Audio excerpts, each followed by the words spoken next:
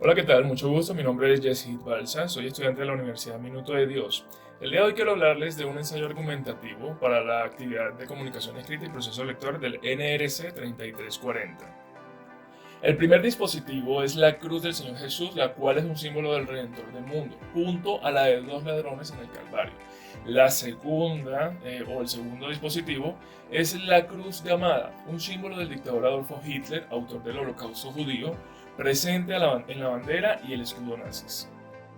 Jesús trae un mensaje de paz y esperanza y sus actos lo confirman ya que nunca acudió a la violencia. Convocó a personas del común para que lo sigan a fin de materializar la palabra de Dios. Ese era su propósito. Sin embargo, por esa misma capacidad de unir tanta gente y de atraer tantas ideas totalmente diferentes para la época, representó una amenaza significativa para el emperador y su forma de gobierno, y por ello fue condenado al castigo más deshonroso del momento, que fue la crucifixión. Por ello, en el campo terrenal de la época, la cruz representaba el castigo y el sufrimiento, y en la actualidad para muchas religiones representa el sacrificio y el perdón. Por otro lado, la esvástica simboliza la ideología nazi, con su líder natural Adolfo Hitler, sin duda un líder negativo, ya que este trae un mensaje de expansionismo y superioridad racial mediante actos de violencia. En 1939 inició la Segunda Guerra Mundial con nefastos resultados humanitarios y económicos que dejó una cicatriz profunda en la sociedad alemana y también para el continente europeo. En su momento, por la crisis económica y decepción social que tenía Alemania, se configuraron los elementos necesarios para que este líder llegue al poder y gane millones de seguidores que lo acompañaron en su locura armamentística. Por ello, Alemania se convierte en la Alemania nazi, simbolizada por una bandera roja y su esvástica. Resumiendo estos argumentos, tengamos en cuenta que la capacidad del liderazgo de una persona es única, pero se diferencia entre lo positivo y lo negativo que pueda resultar a un grupo de personas. Hola, mi nombre es Viviana Andrea Cortés Ramírez, pertenezco al NRC 3340, Comunicación Escrita y Procesos Lectores, en el grupo número 3. En esta oportunidad hablaremos sobre lo aprendido a lo largo de la asignatura, en donde tendremos 3 palabras claves: discurso, contexto y cognición. Comenzaremos definiendo el discurso. Este se entiende como una práctica cotidiana que se realiza a diario, el cual se considera como único e irrepetible. Este lo podemos tener en cuenta como símbolo de quiénes somos, qué defendemos, en qué creemos, en quiénes son nuestros aliados o nuestros enemigos, dando lugar a realizar un análisis crítico del discurso, en donde su mayoría de veces pone su atención en temas sociales y políticos. Para ello, debemos tener en cuenta 3 términos importantes: la locución, que es lo que se interpreta, lo que se dice; la ilocución, que es donde se la intencionalidad; y por último, la perlocución, en donde se evidencia el efecto en los receptores. Hablaremos de contexto. Este se interpreta como el ambiente o el entorno, en donde los roles participativos, sus metas y el conocimiento pueden determinar su significado o correcta interpretación. La cognición se conoce como la parte psicológica de nuestra forma de aprender. Por tal motivo, se considera parte fundamental del discurso. Ahora bien, con lo anteriormente mencionado, tendremos un punto de partida para realizar el análisis de los dispositivos textuales entregados. Sin embargo, debemos considerar y tener en cuenta que los discursos cuentan con dimensiones, las cuales deben ser tenidas en cuenta. Dentro de estas tenemos la retórica, en donde el discurso siempre está cargado de una intención. El esquema, que es la estructura global, en dónde inicia y dónde termina.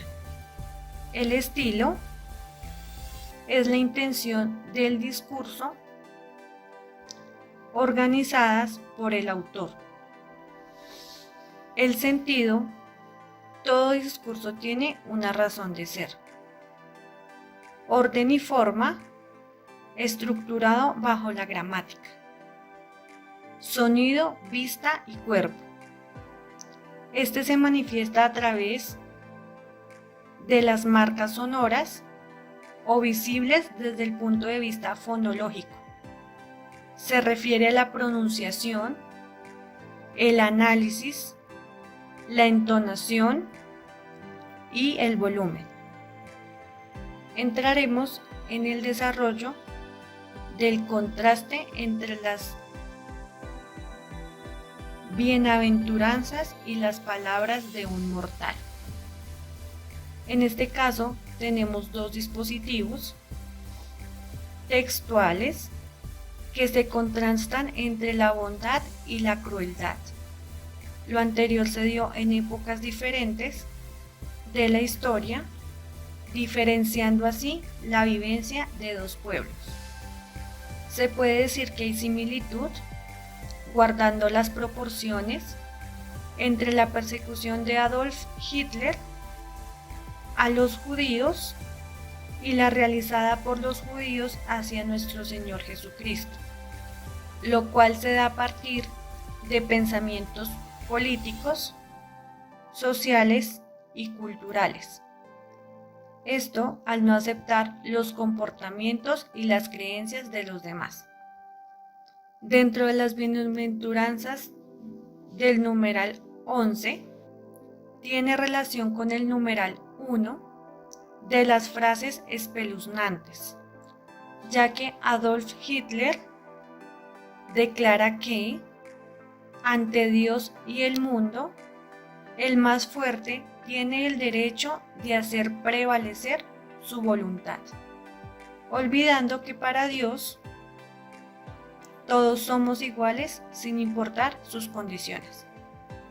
Por lo que podemos concluir que el amor de Dios está sobre todas las cosas y que a pesar de las épocas difíciles que se han tenido en la historia de la humanidad, el único que ha prevalecido y prevalecerá es Dios.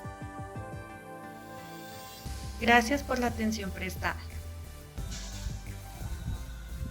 Mi nombre es William Alberto Holguín Sánchez y a continuación mencionaré la parte introductora, objetiva y la conclusión del trabajo analítico realizado.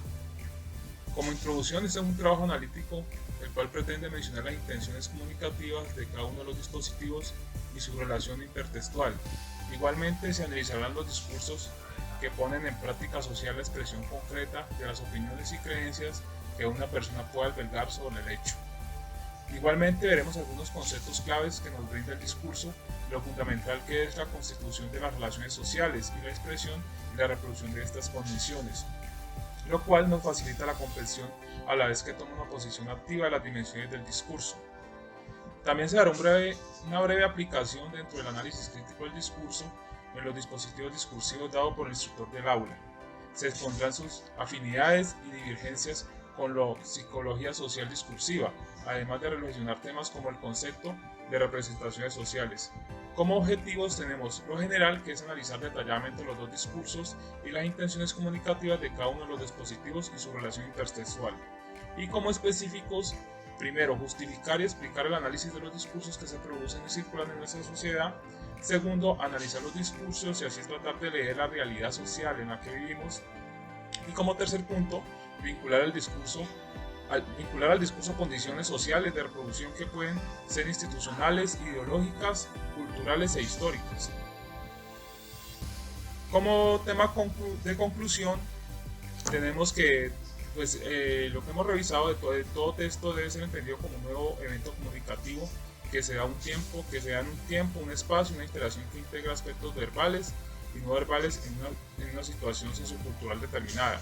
Por lo tanto, no basta que el evento comunicativo sea transmitido en un texto oral escrito o una imagen para ser interpretado, sino también necesita de unos elementos que se encuentran situados dentro del contexto.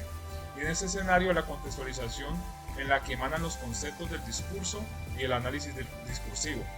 Más específicamente, el discurso hace una diferencia de la concepción del lenguaje, ya que sus efectos solo pueden ser entendidos en el contexto donde se conforman, y es por ello que el discurso no se refiere a textos en sí, sino más bien implica patrones y comunidades de conocimiento y estructuras donde un texto es una realización única de un discurso. Muchas gracias. Buenas tardes, mi nombre es Gina Paula Rincón. Hoy haremos el análisis discursivo de dos dispositivos. Una de las religiones más grandes sobre el planeta es el cristianismo, con todas sus derivaciones que vienen directamente de las creencias hebreas y siendo casi la cuarta parte de la población mundial. Sus principios son compartidos por casi la totalidad de ella, lo que nos lleva a las bases morales. Esto es un fenómeno global que afecta hasta las creaciones de las leyes de la mayoría de los países. Y en la brújula actual podemos determinar qué es bueno y qué es malo para el individuo o la sociedad.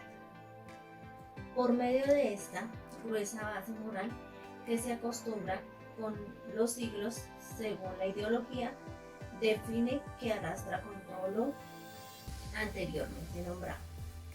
¿Por qué sucedió esto? Porque llevó a toda una nación a llevar la contraria al status quo de la humanidad, hecho histórico que llevó al genocidio de millones de judíos, protestantes y minorías sociales.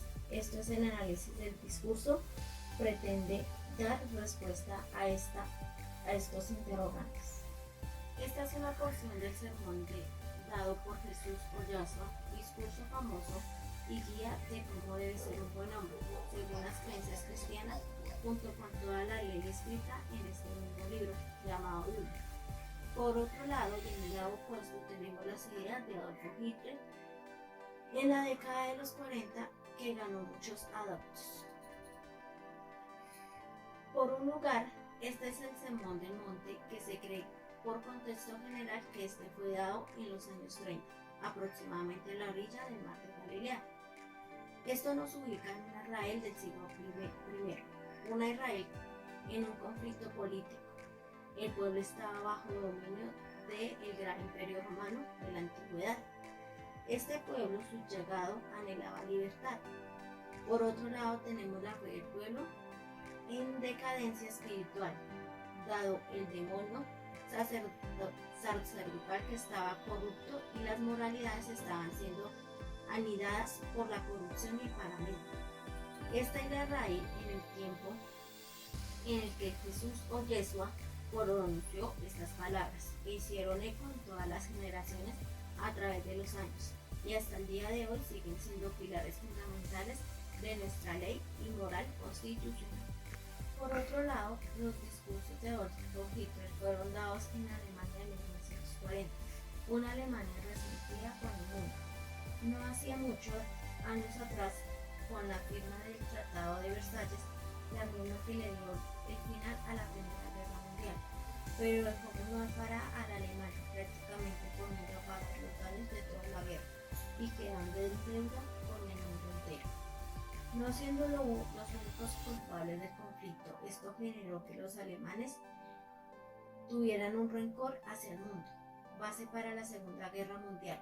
A esta sociedad resentida por pagar la guerra y los grandes empresarios y bancos en este ambiente, surgió Adolf Hitler con sus discursos nacionalistas, impregnó el odio hacia los otros países y generando un ambiente de cambio y superioridad sobre los países que obligaron a pagar la deuda de la guerra. Jesús pronunció este sermón cuando la gente vivía en un anhelo de libertad espiritual. Tanto Roma como los sacerdotes del pueblo mantenían al pueblo oprimido. Llega Yahshua o Jesús con este sermón de libertad, mostrando que seguir a Dios no es lo que los sacerdotes decían y que es una cuestión más personal e introspectiva. En cambio, el discurso de Hitler hace que los alemanes de aquellos años vean la esperanza en estas palabras, esperanza de salir de la humillación mundial cuando un colectivo de personas tienen sed de venganza. El método sale por completo del racionalismo. Al analizar estos dos dispositivos podemos entender el porqué de la influencia tan grande de estos en nuestra sociedad. Podemos entender el porqué la humanidad ha tomado acciones tan radicales en momentos especiales, siendo dos discursos tan opuestos se han convertido en la tesis y la antítesis de un mismo código moral.